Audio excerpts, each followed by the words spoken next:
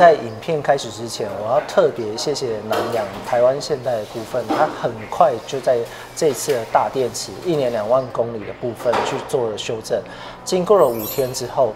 我们的电池只要在保固内有自费的情况下，那我们一样是延续8年的保固。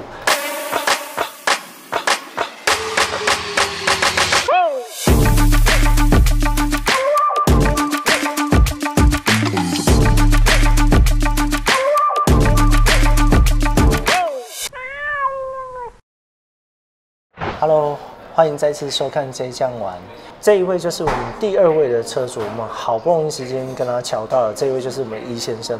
那我想请教一下伊先生，你当初为什么会发现条文上有这个 bug？ 就是说，你置换大电池，因为一般人都以为是，我们8年16万继续延续下去嘛。那我换新的电池，至少我也可以重新启动8年16万，或延续8年16万。那你怎么会发现这个 bug？第一个是就是当时呢，他那个维修后，其实有跟他要那个最后维修的工单嘛。是。那维修工单，因为他当时有提一个条款，就是说更换的零件基本上都是有1年2万公里的保固。对，没错。那因为这件事情，所以我也特别再去跟那个厂长去询问了。那厂长意思就是说，对。目前就是总公司这边他们确认完的结果，就是法务那边见解是只能给1年2万公里的保护这样子。可是在这个当中询问之后，他们没有觉得不合理，或者你自己会觉得怎么会变成这样，很不合理？有他不会跟你讲说，我再确认一下，到底是不是真的是1年2万，还是已经确认完之后还是跟你讲1年2万？当场其实我也觉得，就是这个条款其实是对车主来讲其实非常不公平的。那我现场跟那个厂长在提这件事情的时候，其实厂长他的表达的意思也是他当下跟总公司问完的这个答案的时候，他也觉得这是一个很不合理的条文，然后对车主来讲，他认为不可能车主可以接受这么短的保固期。其实这个东西就是换大电池，可能就是80、90万的支出。那虽然说我们有些人是出保险，可是其实某些程度上，那个还是最后是成本相对来讲，很多时候是转嫁在车主身上。对，所以其实自费的部分就是包含就是厂长来讲，他也觉得这个内容其实是不太合理。我们这边我要特别再强调一下。在我们影片发出的5天之后，现代这边它很快的去做一个修正。那它修正的部分是，只要在保固内，从交车领牌开始，只要在保固内的8年，你有启动了一个自费换电池，不管是可能你利用产险去做一个自费维修，那它就会延续你剩下来的保固里程。我觉得其实这一点这样子是比较人性化的。因为那时候你跟我联络的时候，你有去查美国现代那边原厂的法规。那我想要请问你，就是说你查到法规的消息是如何？其实最主要就是针对保固的时候，大家都有区分所谓的新车保固。对，然后还有就是比如说正常零件的保固，那当然它新车保固里面针对某些子项目，比如说有些对于传动系统，或者是对于这种比如说内燃机，或者是比如说是变速箱，它就可能另外额外有列出来的保固时间，它，但是呢，基本上很多这种保固条文都是列在所谓的新车保固之下的，但是这里面比较会有争议的，我认为就是大家没有明讲，比如在台湾这边没有明讲的这一点，就是说，因为大家都会提说，比如说大电池、电动车大电池保固是8年16万，或者是有些什么10年25万这种，但他们会通常列这个东西的时候，有的，比如说我举例来讲，像 Tesla， 它就很明确，它是列在所谓的新车保固里面，那在美国的现代的里面，它的列法就很明确，它就是新车保固是1块。新车保固是1块以外，另外第2段的就是所谓的更换零件的保固，他也没有讲说你是自费还是怎么样，但是他就是说 replacement part， 他就是写的叫做1年2万公里，这其实跟台湾的是一样的。可是他最后第3段额外列出来，就是所谓的那个油电跟电动车的直接供电系统的部分，混合电跟纯电的部分。对，就是油电跟纯电部分，它的直供电系统。里面它就直接写的是10年，然后10万迈，10万迈就是16万公里，对，它就另外写出来。那另外呢，他真的去翻他的所谓的车主维修手册，就是包含它里面的细部条文，他就直接写这一块就是所谓的10年10万 mile 的这个保固里面，它其实包含了大电池，包含甚至像 BMS， 包含其他的这些电动直驱相关的一些零组件，而且它直接写明它是 component， 就保护你这个零件。所以基本上就美国的条文来看的话，很直观就可以直接认为是它跟所谓的 replacement part 1年2万公里完全是脱钩的。它就是电池就是跟它的相关零组件就是所谓的对10年的10万迈的这个保护。我想要请你就是描述一下当初为什么原厂会判定你想要去做一个大电池的更换。那我其实车子就是在下地下室前还开过那个就是社区地下室嘛。对，然后它因为这个地上通常他们现在这种社区大部分都是铺那种所谓的那种叫做高压砖。对，没错。那我就是可能我就刚好开过去的时候，刚好有一块高压砖就破掉。那破掉的时候，车轮就突然往下陷了一下。那因为高压砖的这个旁边，其实它翘起来的时候，它整个边缘就直接轮子压到，它就顶上来，就顶到所谓的这个底盘的这旁边这边这样子。很大声吗？其实当下听起来就是呱呱呱的声音这样。但是其实蛮大声的，因为我们车子算非常安静的。是。对。这个地砖，你之前你就有发现它有受伤的痕迹吗？我开过去的那一块，那时候其实只有旁边有另外一块有稍微有裂开。对，但我开过去那时候那一块是没有破的，没有破的。对，就是过去的时候，不知道为什么，可能车载重量之类的，就是那么幸运就中奖了。对，了解。所以你这样子过去之后，就听到“砰”一声，那“砰”一声之后，车子的部分你一样正常行驶到地下道吗？车子有出现错误码、故障码，或者是漏冷却液、电池的液态在地面上吗？都没有。其实当下听到声音的时候，我其实马上是停下来，对，先下车先看了一下车子周围这样子。但是其实当时看车子周围，是没有看到任何异常状况，只看到地上有一块破掉的那个高压砖就翻在旁边这样子。是。那直到我开到地下室以后，拿手机去拍整个车子底部的时候，才发现说，就是旁边有一些破损的迹象。可是刚刚您问的问题就是说，有没有什么故障码啊，或者是有没有什么漏液啊，通通都没有。那我想请教一下，就是说，刚开始你就被判定说要马上换大电池吗？其实一开始是并没有的，因为后来隔天其实回去原厂顶起来的时候，把护板拆掉，其实。看到的其实是最主要，其实是那个除了旁边的那个护垫以外，对，其实跟电池有关，就是电池旁边的那个防撞的铝梁，那其实受损了只有在那个梁的边边角角一块，它是有被压到有一点破裂这样子。我们做一个示意图，就是这一边磁栓的部分受伤到这个铝梁，它是因为外框，所以电池本体的部分都是没有事的。没有，我这边所获得的资讯是说，我们电池总成下来之后，整块送回去内湖，然后他也不做拆修拆解，他就直接送回去内湖。内湖这边再送一颗全新的电池回来，你这个厂区直接装上去。哦，他其实后来我跟厂长聊的是这样子，就是我车子其实自己开回去内湖厂的，因为他们其实那个我们这边维修厂是说，你车子还是可以正常使用，开没有问题，因为看起来没有碰撞地方跟电池本体是没有关系，也没有故障嘛。哦，那我实际上也是本来就自己开过去，开起来也没有什么特别的问题。对，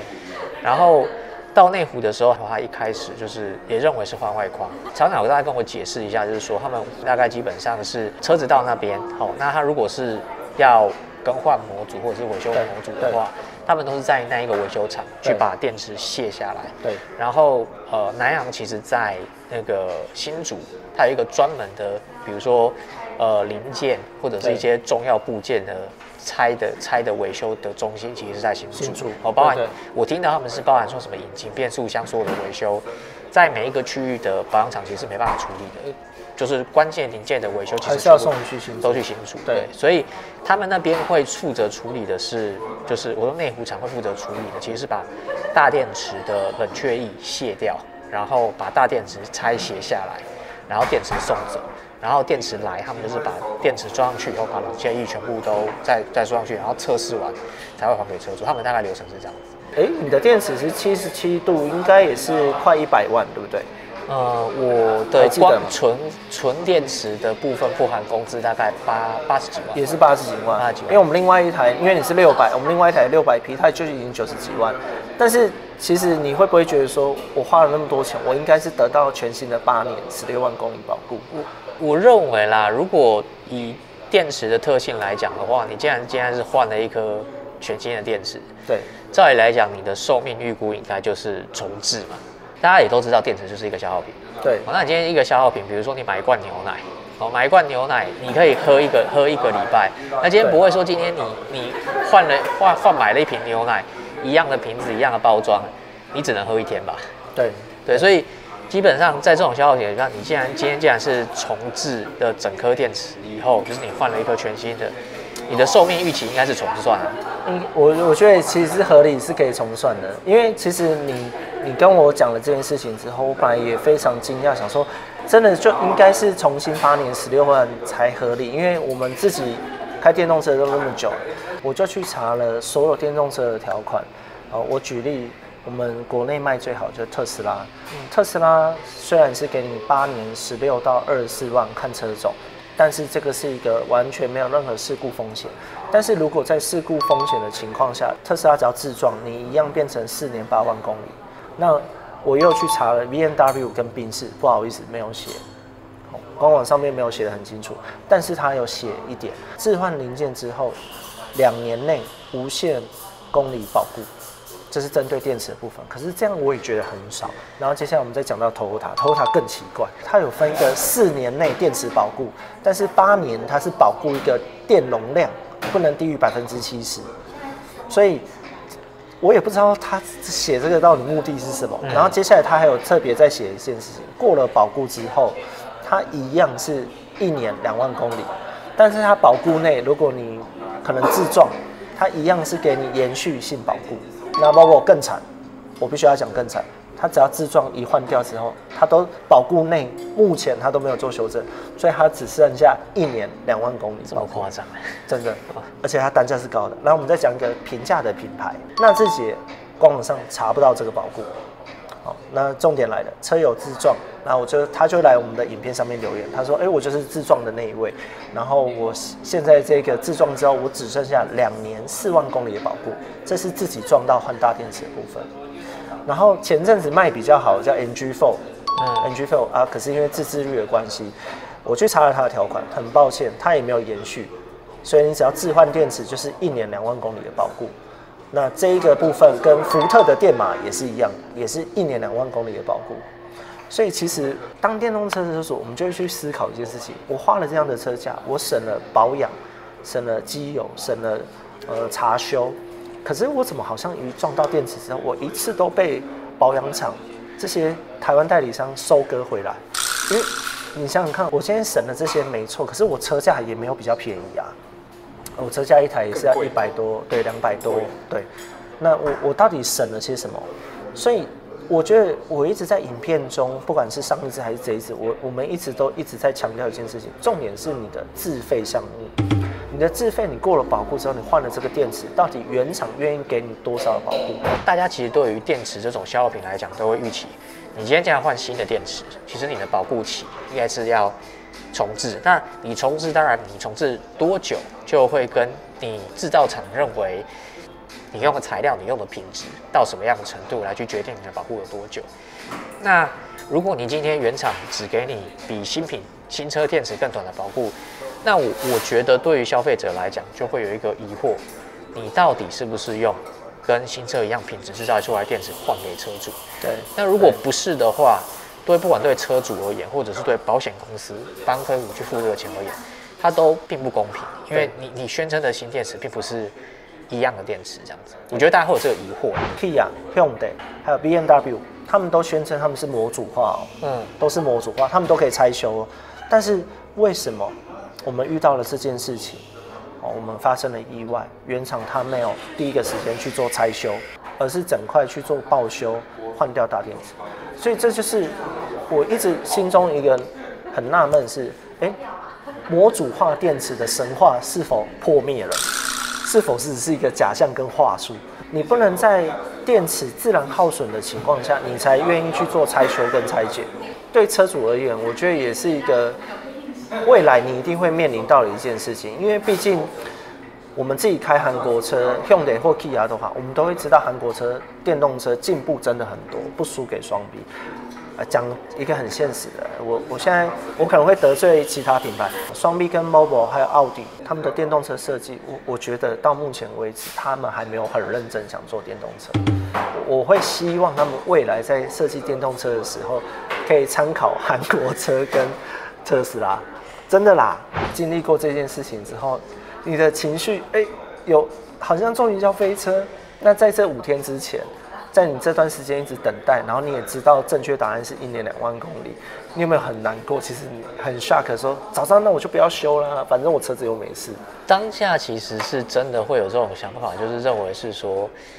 我本来的那个状况，其实园长也认为是可以开的。那如果我当初早沟通清楚，说你换完只有1年2万公里，对，我可能真的会觉得说，那我就继续用就好了，因为其实车子也不是不能开，也都正常行驶，只是有一个地方稍微有一个小破损，但也不影响功能性。对，所以我觉得当然这是一个，我觉得是一个沟通的过程。那当然，从过程中我自己的有一个感觉，也是我也觉得是这个叫做这是一个比较新的产品，所以其实以过去不管是南洋或者是其他像做卖油车卖习惯的品牌，他们可能都没有考虑过这一块。直到这次事件的时候，才发现说，其实这个在保固的条文里面，它是一个，就是大家会觉得不公平或者是不合理的地方。那刚好也就借由这次机会，我们提出来了。那我觉得就是还好，总代理这边其实反应也蛮快的，他5天都马上做出一个调整，至少到目前为止是大家不会觉得一个叫做心理预期落差这么大的结果。这件事情，因为我们都是边开边学，包括原厂也一样。那因为我以前被特斯拉教育得很好，所以当你反映这件事情1年2万公里的时候，我马上就想到特斯拉的保固是写得清清楚楚。但是我也要强调，就是说，真的8年内发生事故，特斯拉马上变4年8万公里。但是你看哦，8年你开完了，8年你真的开完结束了，你重新自费，你还是一样得到4年8万公里的保护。那这样这时候的特斯拉条款是不是更好？我如果是车主，我当然会选特斯拉。那我们真的很希望 Hyundai。如果在这部分你可以很快速的去做一个更大幅度的调整，是不是你在台湾的电动车市场的市占率相对的会自然就提高？那真的必须要讲，也真的谢谢你们3位车友。下一次还敢买电动车吗？我觉得就是会不会害怕？当然内心会觉得说，好像会要多付出一些什么。可是我觉得这是一个过程，那只能说我们就是走在比较前面一点，那用我们自己的经验来去